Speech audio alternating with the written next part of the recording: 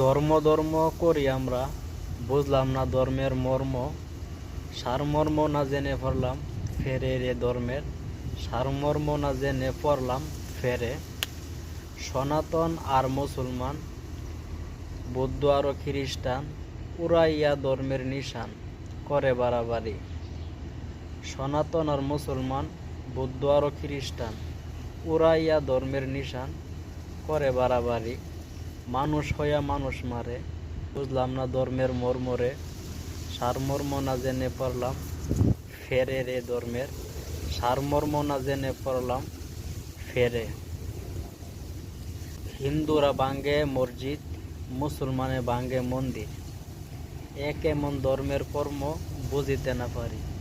ধর্ম হত্যা করে, সত্য ধর্ম হত্যা করে নকল, নকল ধর্মেরও ব্যাপারী।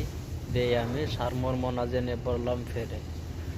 সাধক তৈয়ব চিস্তি বলে শুন রে, ধর্মেই যদি সবই হই রে, তবে কেন কর্মের হই বিচার, ধর্মের হই না কেরে।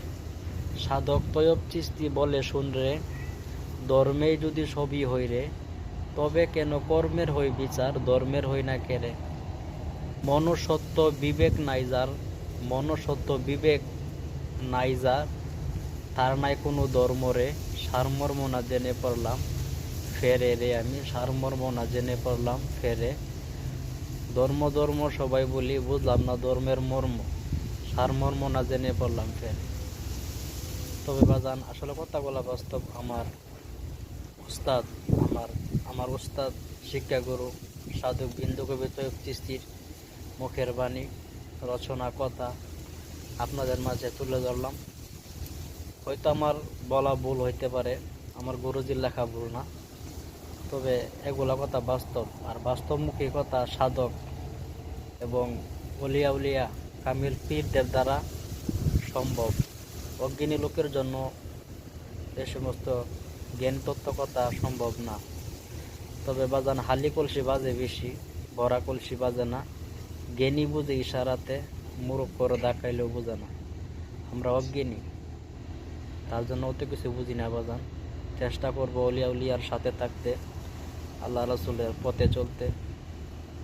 আপনারা পাশে থাকবেন সব সময়, যাতে ভালো কিছু করতে পারি আপনাদের মাঝে। ইনশাআল্লাহ চেষ্টা করব। সবাই দোয়া করবেন, পাশে থাকবেন, সাপোর্ট করবেন। ছোট ভাই বন্ধু হিসাবে কথা বাসায় সরে সন্ধে ভুল হলে ক্ষমা দৃষ্টিতে দেখবেন। ভুল মানুষেরই হয় বাজান, শয়তানের ভুল হয় না। শয়তান তো ভুলই, তা হেরে কি বলিব। ধন্যবাদ।